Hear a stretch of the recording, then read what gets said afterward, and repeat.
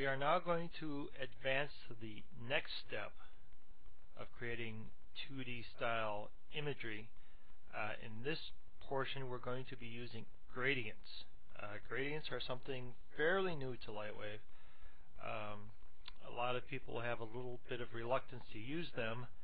One of the reasons are they don't seem to do what you think they would do, but maybe this will shed a little light on what you can do with them.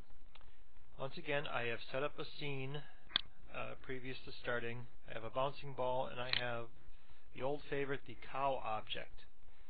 The reason I'm using the cow, besides just tradition, is that the cow has a lot of nice curves to it, which will really lend itself well to what we're going to be doing here.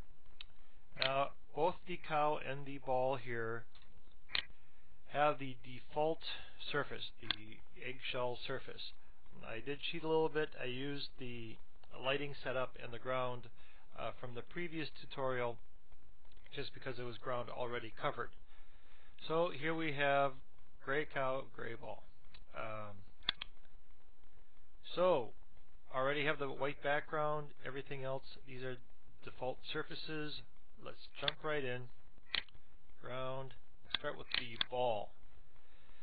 Now there's a number of ways to approach this. We're going to use the gradient to put a black edge around the outside of the object, very much like what the cell shader does, but gives us a little bit more control. Now this can be done by using the color channel or the luminosity channel. I like using the luminosity channel simply because it frees up the color channel. There's no reason not to use a color channel, but I'm going to be using the luminosity channel for now. Set 100% luminous. I set it for 0% diffuse. Let's leave it gray for right now. So I'm going to add a gradient texture going from 0 to 100. So I can see my sample ball. Set one side to 0. Defaults to previous layer. I'm going to choose incident layer. Incident angle means the angle between the surface polygon and the camera. A little confusing. This is close to what we want. This is kind of a butter side down rule. I always seem to set up my gradients opposite of what I want. So we've got this, and just grab this, scooch it down. Look what's happening here. Because it's based on the angle to the camera, I'm getting a black line on the edge here. I can make it a solid black line by going in and setting the method, instead of spline, step, I grabbed the wrong one, step, and it's solid. I actually don't like that. I like using spline and just adding another one just because I don't like to be so harsh. Now it's still gray here. Let's go back in and change that color to 100% white, which we've traditionally been doing. Now look what we have here. It's not an even line, but we're kind of seeing it from an angle because we're looking over the top. Let's get where the ball is more rounded. I think we'll see more. There we go. Now see, this is almost exactly as if we were using cell look edges. Keep in mind we are not using cell look edges here. It is a little softer. Zoom in here. If I would have used step like I just showed you, that would have been a very hard edge. Also very unnatural. Now just from that alone, just by adding that one layer, I could copy that over to the cow texture, but I'm going to show it to you again. Set the cow texture to absolute white. Now this is a cow that I have taken in the modeler and just changed all the surfaces to a single surface. Just purely out of pure laziness. In fact, this time, instead of using the luminosity channel, let's go ahead and use the color channel, because the concept is almost exactly the same. I'm going to go in, set gradient, set one side.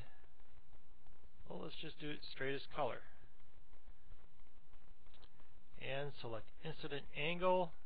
Once again, butter side down, the exact opposite of what I wanted. Switch that, and here we go. We're backing it up. We can see the angle here. And let's use step, so we get a hard edge. I get a pretty good idea of what I want. Another advantage of doing this way rather than using cell look edges is that this will show up in Viper. And let's take a look at it. How about that? I'm getting cell look type edges using the gradient. Not only that, there's a little more creep, there's a little more variation to the thickness. Switch this back to spline, stretch it out, put this here,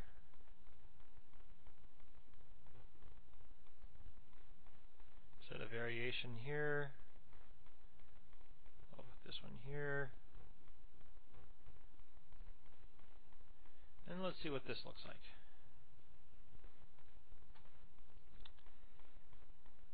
This is starting to look a little bit like the classic supercell shader. We have our various bands.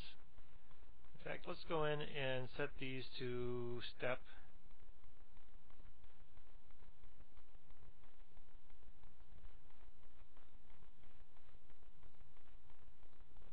Brighten that up a little bit. Put another one in here. Take that one. Now we want that one down. See these bands of brightness? Now I'm just doing this straight with color.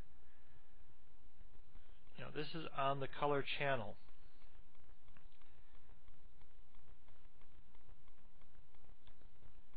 I would prefer doing this either with luminosity or even with the diffuse. Color or luminosity seems to work the best. See, right now I'm locked into using these colors. If I had been doing this instead, well, let's just do that. Let's copy selected layer, remove this texture, back to solid white, go into my luminosity layer, select paste, replace selected layer. Sure enough, look, it looks almost exactly the same. However, I have the advantage if I wanted to make, say a purple cow. I can do that, and I still have my variations of shading. Or if I even want to put an image map on there for color. Okay, so we have our various bands here. Not looking real good, but we kind of went overboard. What's fun is scaling the keys and squishing it up and down.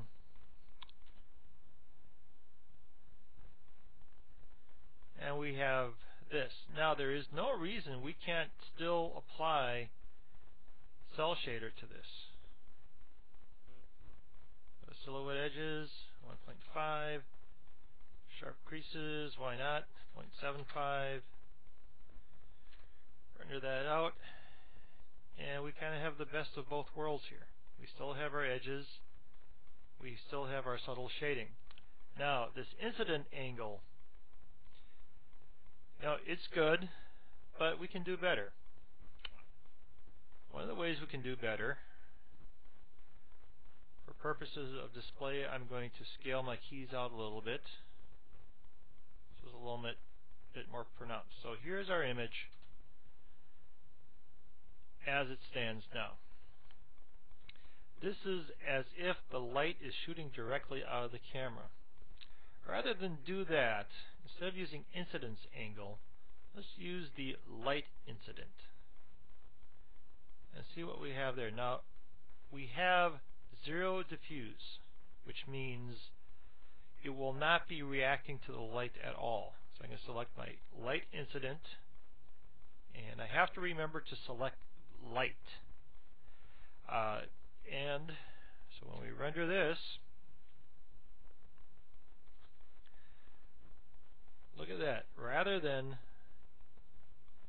having it come straight out of the camera, is now coming at an angle, just like it's being shaded. We can see that right here in our sample wall. And now we're going to back these up a little bit. Nice tight black final edge. Depending on how much shading you want to do.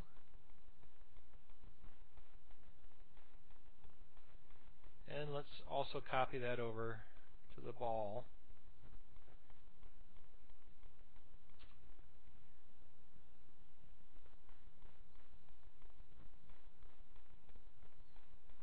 And there we are. A more ink-like shading going on here is following the curves. I'm going to switch my camera. I have one set up that's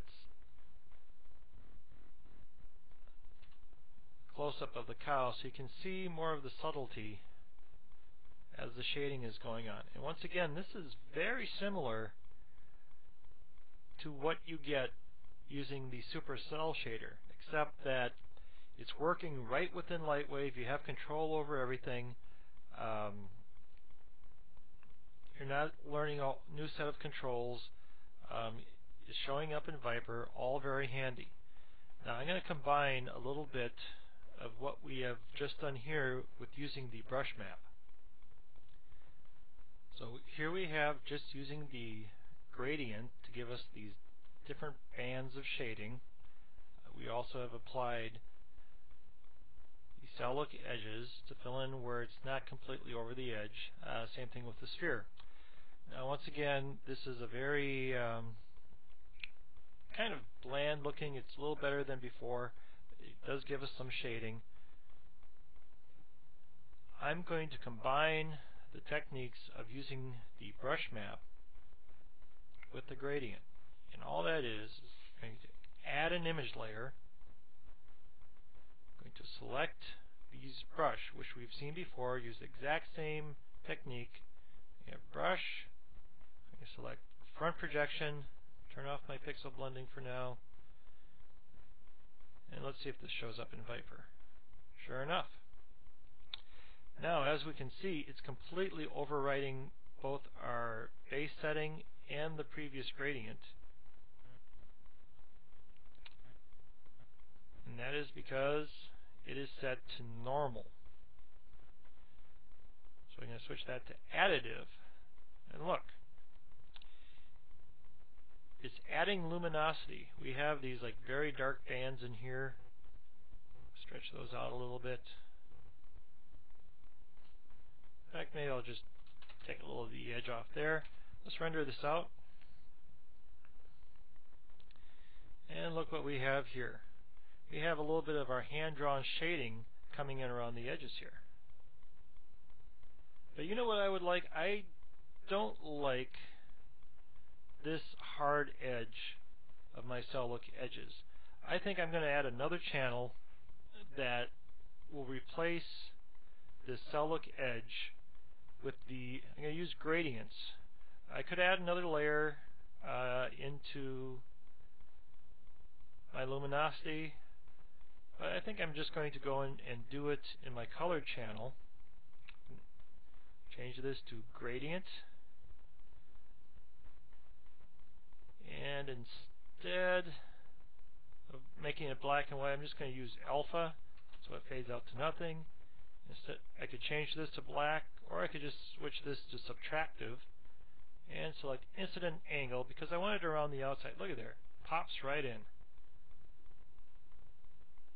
Stretch it out a little bit more. Let's see what this looks like. How about that? I have an edge very much like what I had previously with cell look edges, except it's following the contours a little bit more.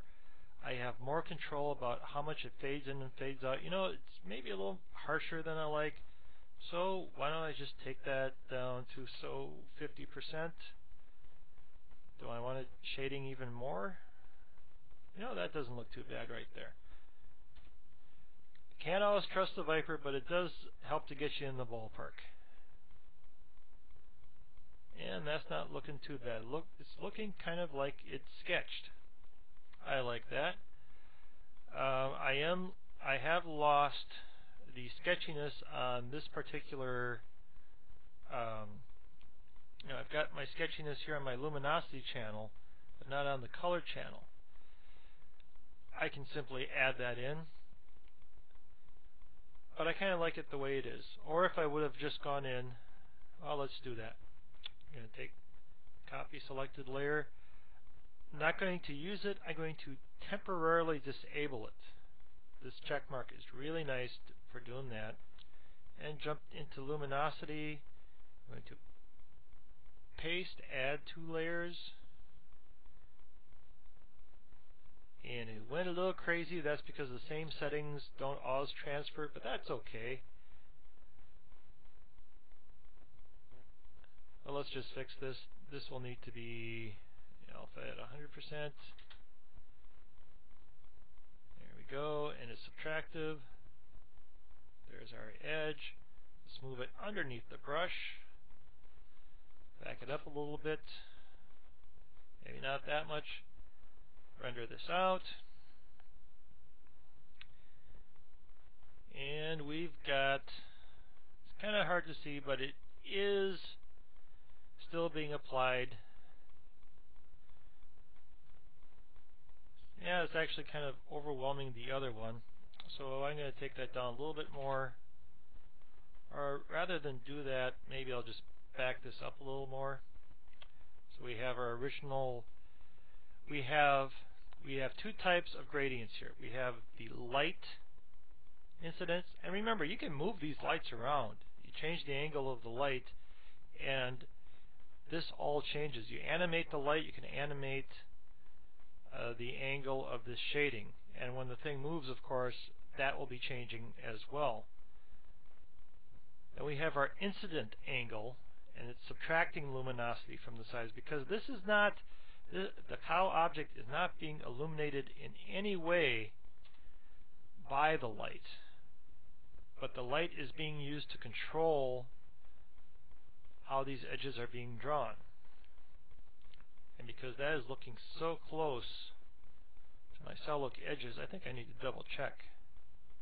Cow. Sure enough, it still had it assigned. We'll take that off. So we'll go back. My Viper up. A little more edge here. Maybe I want a little bit of this. Okay. Take a look. And here we are. Looks like we could use a little bit more, but that's what all the fun is. The fun is the tweaking, is finding where it works best, how you want it. It looks a little bit too much. That's looking pretty close. Let's copy that over to the ball object as well. Now that's looking real nice there. See what our scene looks like.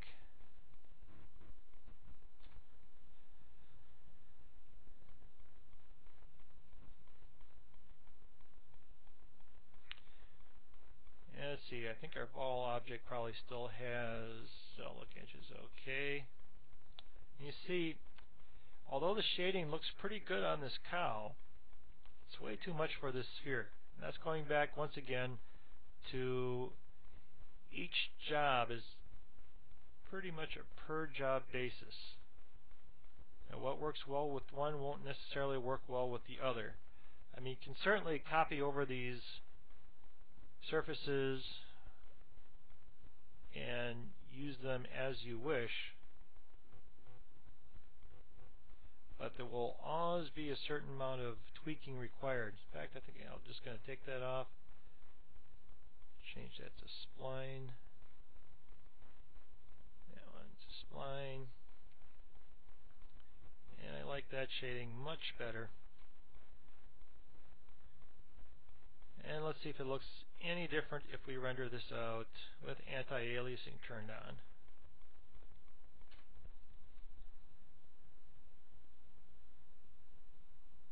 Now we're losing a little bit of detail in the geometry of the cow, particularly in the face, in the eye. But you know, that is probably due more to the angle of the light.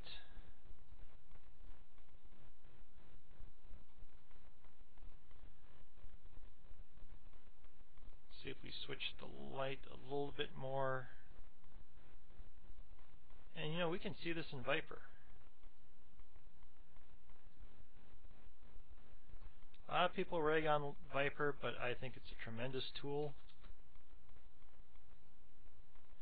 Let's render that out. See how we now have a harsher edge on the side there? I think what we needed to do, we're getting a very ink-like, very pen-like edging on here. And once again, I could go and I could turn on cell look edges. Looks like it might be needed around here. But on the ball, it's looking pretty close to perfect. Once again, on a per job basis, let's just take one more movement of the light here. Once again, incidence means pretty much angle. So the angle of the light. Okay. So it's almost like you're really lighting something, although it's something you kind of have to take on faith. The light itself is not really illuminating the scene. It's making the shadows cast. It's controlling how these things are being shaded. But let's do it. Well, it is illuminating it somewhat. Let's take it to the end of the scene here. One more frame. Okay. There we're getting a little bit more definition of the eye and of the face there. Once again, hours of tweaking. You'll notice this renders in 10 seconds, so it renders very fast. And you're going back and forth between setting your gradient levels, setting your in and out points, but we're getting very close, very good kind of cell-like or hand-drawn or hand-ink type of imagery here.